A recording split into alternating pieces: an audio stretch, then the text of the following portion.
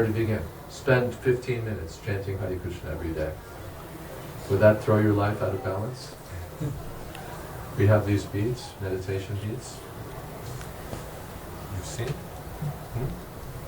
So the beads are there, and to chant Hare Krishna on each bead, on this strand of 108 beads, will take you, if you chant very slowly, 10 minutes, 15 minutes on the outside. Now, could you invest 15 minutes of your life every day without being off balance? Yes, I can. You could. So do that.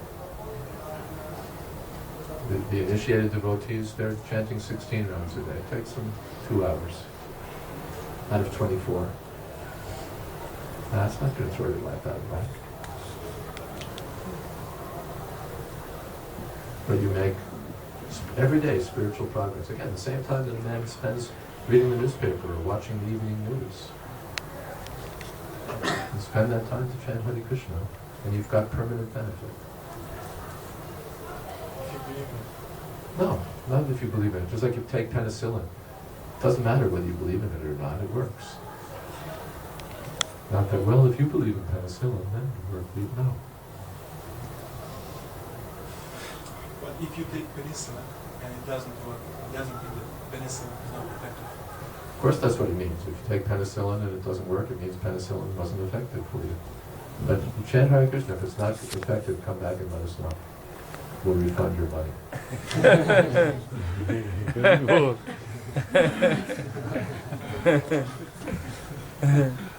15 minutes a day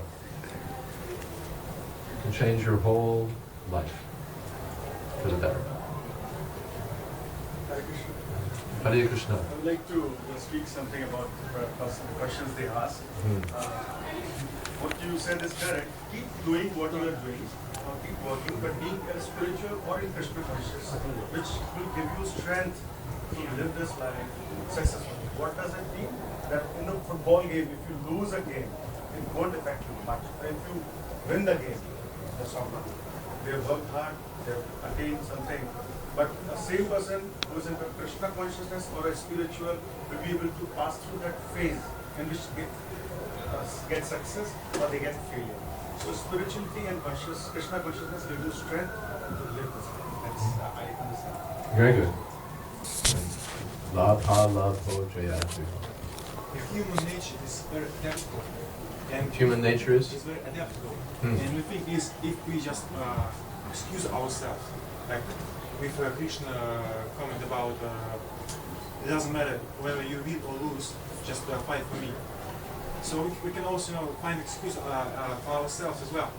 It doesn't matter if we win or lose in our life, in our achievements, if we fail. But if we just have in mind Krishna, so we're going to be okay, we're going to go right. It demotivates, it really demotivates. Yeah, you'll be uninterested in being a big success in this material world. You'll be more interested in being spiritually successful. Now you may think that's terrible. We think it's good. Because there's so many big successes in this material world, but their lives are a failure. The thing is here that it's a fact. Like, we have a friend, his family is one of the big wealthiest families in America. Ford Motor fortune. And one of the members is our devotee. And all the other members are non-devotees. And their life is conspicuously unhappy. There was a biography written about the whole family. And the author said, among all of the family, it seems only Alfie has found happiness. Wow. because he looks like it. Mm-hmm. Because he looks like it. It's just maybe illusion. Not illusion. Krishna is not illusion. Rather, the other family members found illusion. Now they had so much money, they could drink as much as they wanted, they could buy as much as they wanted, and they could be miserable. Because those things that the rest of us thought, if I'm successful, if I'm motivated, I can get these things, and then I'll be happy. Those people have those things, and they're not happy. So what's the illusion? It's very simple. It's very simple just to accumulate things. But what about... It's very simple to accumulate things, or not so simple, but anyway. What about education? So you get education, and what is the education? How to work like an ass for your whole life so that you can achieve these things that are making other people unhappy when they get them. What kind of education is that? That's how to become an ass. It's too pragmatic. Excuse me? It's too pragmatic education, but there is other sort of education. No, there's real education also. Pure science. Pure science. This is pure science. Raja Vidya. Adhyatma Vidya Vidyana. Krishna says the real science is the science of spiritual understanding. So that's the king of education.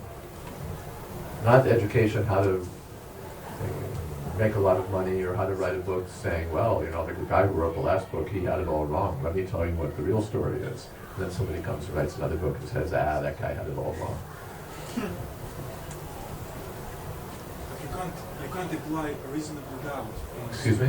You can't apply reasonable doubt. You can or can't apply reasonable doubt? Can't. You cannot, yes. But can't apply it to what? To spiritual education. Yeah, you apply reasonable. Actually, spiritual education gives you reasonable doubts. The fools are going to school and they're imagining, I'll go to school, I'll work very hard, I'll get a good job, and I'll get money. The spiritually aware person has doubts, reasonable doubts. He says, first of all, I go to school, I get an education. Half the guys who are getting out of school aren't getting a job anyway. Then he says, okay, I'm one of the lucky guys who gets a job.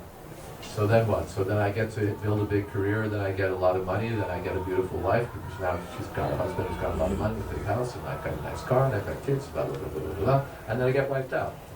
Down comes the rain and wipes the spider out.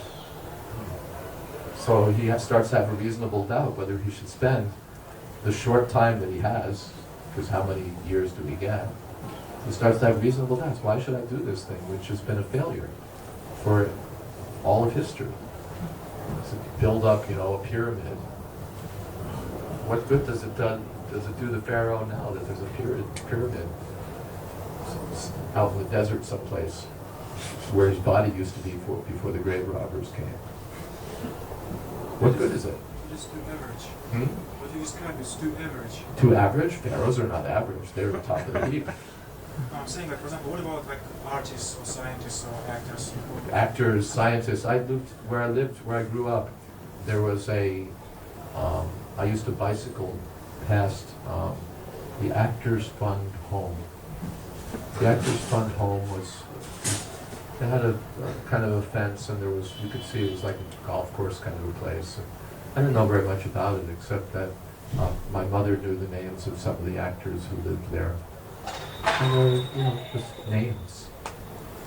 They were just guys in wheelchairs and guys in beds, having nurses clean up after them. And they were the big, successful, you know, heartthrobs, you know, girls would go, ooh. Or the women, actresses, and then, yeah, now they're just like beat up old rags in an old age home. Yeah, but the spiritual person will be old as well, will might be on the wheelchair as well. Right. But his achievement is not that he got his face on a film screen. His achievement is that he's Krishna conscious. He knows that he's not this body.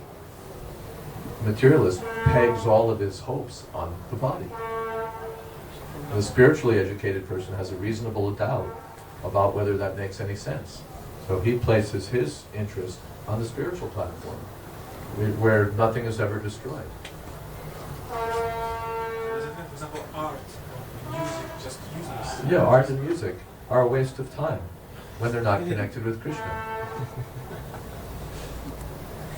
You know, they paint a picture of some sticks and a ball, or they paint a picture of, you know, some girl with her breasts hanging out, or they paint a picture of this or that. And what is it? People look at a museum and say, oh, look at that.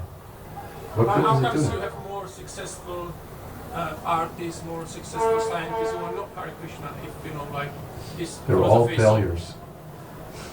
failures. Your most successful artists, your most successful scientists, your most successful musicians, your most successful politicians are all failures. So Bach was